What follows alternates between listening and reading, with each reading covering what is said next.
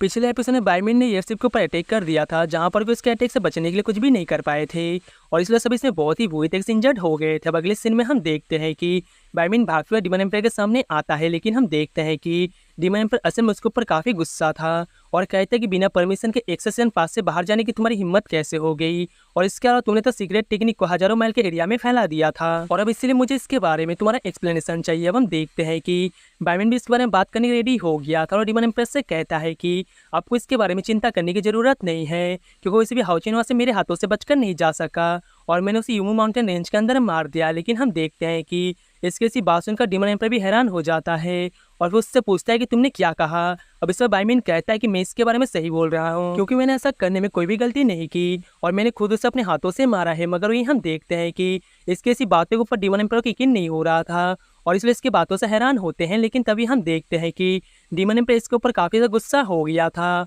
और इसलिए अपने डिमोनिक ड्रैगन का यूज़ करके इसे सबक सिखाने वाला होता है। और हम देखते हैं कि इसकी वजह से बायमिन की हालत थोड़ा सा खराब हो गई थी, क्योंकि उसे कुछ भी समझ में नहीं आ रहा था कि आगे का उसने क्या किया है। मगर वहीं हम देखते हैं कि डीमन पे इस पर काफ़ी गुस्सा था, ऐसा लग रहा था कि वो इसे मार ही डालेगा। मगर तभी हम देखते हैं कि मून डेमन गॉड के बारे में चिंता होने लगती है और इसलिए डीमन एम्पायर से इसे छोड़ देने के लिए कहता है। अब हम देखते हैं कि डीमन एम्पायर आखिरकार इसकी बात मानने के रेडी हो गया था और इसलिए इसे छोड़ देता और कहता है कि तुम फिर से कभी मेरे सामने ना आना। मगर वही हम देखते हैं कि डिमोनिक ड्रैगन अभी भी शांत नहीं हुआ था और इसलिए बायमिन अपनी पावर की यूज़ करके इसे रोक देता है। वहीं हम देखते हैं कि डीमन एम्पायर अभी भी ऑस्टिन गिफिन के बारे में पता लगाना चाहता था, इसलिए मजाक से कहता है कि तुम फिर से अपनी प्रेडिक्शन का यूज़ करो, क्योंकि मैं चाहता हूँ कि ऑस्टिन गिफिन के बारे में कोई भी गलती ना हो। अब हम देखते हैं कि मजाक की पावर वैसे तो पहले से काफ़ी कम हो गई थी, लेकिन फिर भी उसकी बात मान के प्रेडिक्शन करने के रेडी हो गया था। वहीं अगले सीन में हम देखते हैं कि हाउचिन के साथ में कोई सीनियर होते हैं जो कि उसे वहाँ से बचाकर लेकर जा रहे थे। तभी हाउचिन इनसे पूछता है कि क्या सच में आप इस तरह से डीमन से छुप सकते हो। अब इस पर सीनियर उससे कहते हैं कि शायद तुम्हें लॉ के पावर के बारे में नहीं पता है,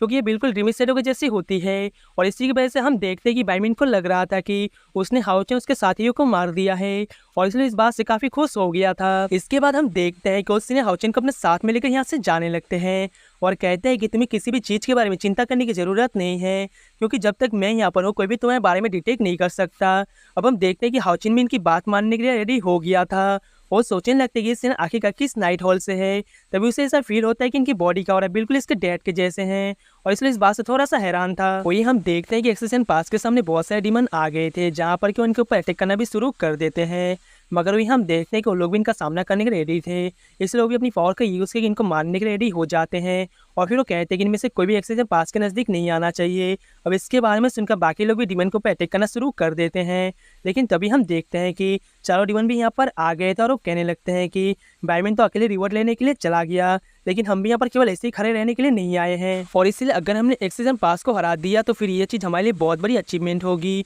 और फिर डीमन एम्पायर हमें भी इसके रिवॉर्ड दे सकते हैं। और इसीलिए हम देखते हैं कि वो चारों भी यहाँ पर अटैक करने के रेडी हो जाते हैं। तभी हम देखते हैं कि हाउचिन भी सीनियर के साथ में यहाँ पर आ गया था, जो इनको देखते ही कहने लगता है कि ये तो यहाँ पर भी आ गए और इसलिए ऐसा लगता है कि एक्सेशन पास डेंजर में है। लेकिन तभी सीनियर इसे रोकते हुए कहता है कि तुम इसके बारे में चिंता करने की जरूरत नहीं है, क्योंकि असल में यहाँ पर डेंजर में हम नहीं बल्कि वो है। फिर हम देखते हैं कि वो सीनियर हाउचिन को पहनने के लिए एक मास्क देते हैं और फिर वो तुरंत अपनी पावर के यूज करके अटैक कर देते हैं, जहाँ पर उन चारों डीमन के अलावा और कोई इनके सामने कुछ भी नहीं कर पाते। इसी के साथ हम देखते हैं कि वो चारों डीमन भी इस बात से पूरी तरह से हैरान होते हैं और फिर वो कहने लगता है कि आखिरकार ये कौन है जिसने कि इतने सारे डीमन को केवल एक ही अटैक में मार दिया। वहीं हम देखते हैं कि खुद एक्सेशन पास के लोग भी हैरान होते हैं और वो सभी कहने लगते हैं कि आखिरकार यहाँ पर ये क्या हुआ और वो कौन है जिसने कि हमें बचाया है। वहीं हम देखते हैं कि सीनियर और हाउचिन चारों डीमन का भी सामना करने के रेडी हो गए थे, जिससे तक चारों डीमन भी इन पर अटैक करने के लिए रेडी हो जाते हैं और कहते हैं कि हमारे ऊपर पीछे से अटैक करने की तुम्हारी हिम्मत कैसे हो गई।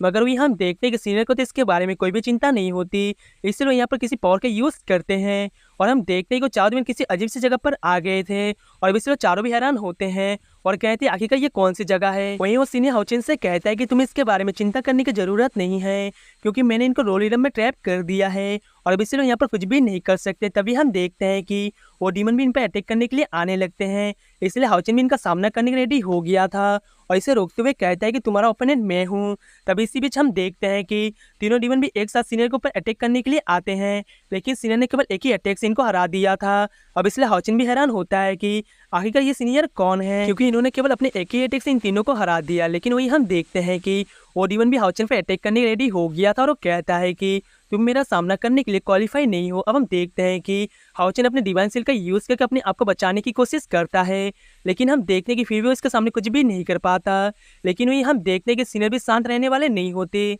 इसलिए वो भी अपनी पावर का जलवा दिखाने के रेडी हो गए थे। और हम देखते हैं कि तुरंत ही यहाँ पर अपने निर्वाणा को ओपन कर देते हैं। फिर हमें पता चलता है कि इसमें असल में 12 मून डिस्क है, जो कि एक तरह से टोटल 12 स्किल को रिप्रेजेंट करते हैं। इसी बीच हम देखते हैं कि डीमन इन पर अटैक करने की कोशिश कर रहे थे, लेकिन असल में सीनियर के सामने कुछ भी नहीं कर पाते। जब कोई हम देखते हैं कि सीनियर ने सारे मून डिस्क को एक्टिवेट कर दिया था और अब इसलिए हाओचेन से कहता है कि तुम भी इसे ट्राई करो। हम देखते हैं कि हाओचेन भी तुरंत इसके रेडी हो गया था और इसमें से एक मून डिस्क को यूज करता है। और फिर हम देखते हैं कि जैसे इसके अंदर फेंकता है, यहाँ पर इसमें से कोई स्किल एक्टिवेट होने लगती है, जिसे देख सीनियर कहते हैं कि ये तो जीव है। इसी के साथ हम देखते हैं कि इसमें से निकलने वाली पावर हाओचेन के बॉडी में जाने लगती है, जिससे देखो डिमन फिर से इस पर अटैक करने के लिए आने लगते हैं। लेकिन तभी हम देखते हैं कि इस पावर से हाओचेन की स्पीड काफ़ी बढ़ गई थी, इसलिए डिमन भी इसका कुछ भी नहीं कर पाता और हाओचेन भी ये देख हैरान होता है कि मेरी स्पीड इतनी फास्ट कैसे हो गई। वही हम देखते हैं कि सीनियर भी लगातार डिमन के साथ में फाइट कर रहे थे और फिर हाओचेन से कहते हैं कि लड़के तुम तो काफ़ी लकी हो, क्योंकि तुम तो पहले बार में इम्यून के रूल को पा गए।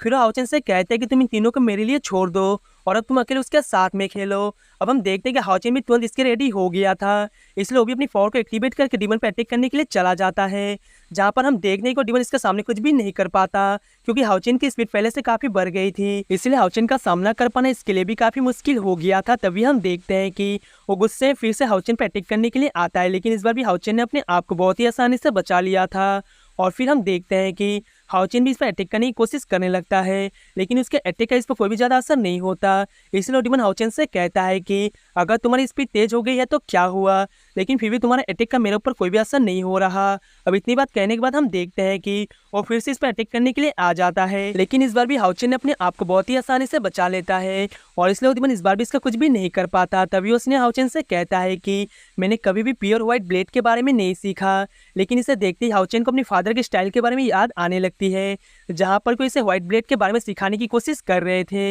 इसलिए हाओचेन कहने लगता है कि हमें एक साथ में स्पिरिचुअल पावर को इकट्ठा करना होगा, लेकिन अगर हम इसमें और आगे जाना चाहते हैं तो फिर इसके लिए हमें हेवन एंड अर्थ के बीच की स्पिरिचुअल पावर को सेंस करना होगा। अब हम देखते हैं कि वो प्योर व्हाइट ब्लेड की पावर के यूज करके अटैक करने रेडी हो जाते हैं, जहाँ पे हम देखते हैं कि वो डिमन भी इन पर अटैक करने के लिए आने लगे थे, लेकिन तभी हम देखते हैं कि वो दोनों भी अपनी इस पावर के यूज करके अटैक कर देते हैं और अब इसलिए डिमन भी इस पावर के सामने कुछ भी नहीं कर पाते। वहीं उधर हाओचेन कहता है कि यह तो इस गेम की असली पावर है। वहीं हम देखते हैं कि डिमन अभी भी जिंदा होते हैं और इसलिए फिर से इन पर अटैक करने के लिए आने लगे थे, लेकिन फिर भी हम देखते हैं कि सीनियर को इसके बारे में कोई भी चिंता नहीं होती, इसलिए फिर से हाओचेन के साथ में अटैक करने के लिए चले जाते हैं, जहाँ पर कोई डिमन इस बार भी इनके सामने कमजोर पड़ने लगे थे। लेकिन तभी हम देखते हैं कि एक डिमन ने अपने पावर के यूज करके हाओचेन को चारों तरफ से घेर लिया था और फिर कहता है चलो मैं भी देखता हूँ कि अब तुम यहाँ पर क्या ही कर पाते हो। लेकिन वही हम देखते हैं कि फिर से ड्रॉप करने की बारी आ गई थी, इसलिए हाओचेन फिर से इसमें से पावर का यूज करता है, लेकिन तभी हम देखते हैं कि डिमन भी इस पर अटैक करने के लिए आ गया था। इसलिए हाओचेन भी अपनी डिवाइन सील का यूज करके इसे रोकता है, जहाँ पर कोई डिमन इस बार भी इसका सामना करने के लिए कुछ भी नहीं कर पाता। तभी हम देखते हैं कि हाओचेन को फिर से वही स्पीड वाली पावर मिली थी, जिसे देखो डिमन गुस्से में इस पर अटैक करने के लिए आता है, लेकिन फिर भी हम देखते हैं कि हाओचेन ने इसके अटैक से अपने आप को बहुत ही आसानी से बचा लिया था और वो इसके ऊपर भारी भी पड़ने लगता है। वही हम देखते हैं कि बाकी डिमन को भी यहाँ पर कुछ भी समझ में नहीं आ रहा था, इसीलिए वो कहने लगते हैं ये तो काफ़ी अजीब है, क्योंकि यहाँ पे लेवल 7 वाला भी हमारे ऊपर भारी पड़ रहा है, लेकिन फिर भी हम देखते हैं कि इतनी आसानी से हार मानने वाले नहीं होते और इसलिए इसमें से लेडी डिमन अपनी पावर की यूज़ करके हाओचेन पे अटैक करती है, लेकिन हम देखते हैं कि हाओचेन ने अपनी पावर से इसके अटैक को बहुत ही आसानी से रोक लिया था और इसलिए लेडी डिमन इस बात से काफ़ी हैरान हो जाती है। तो इसका अगला पार्ट भी कुछ ही देर में अपलोड हो जाएगा, इसलिए अगर आप इसके लिए एक्साइटेड हो तो वीडियो को लाइक करके चैनल को सब्सक्राइब कर लेना। मिलते हैं नेक्स्ट वीडियो में, तब तक के लिए tata bye bye and take care.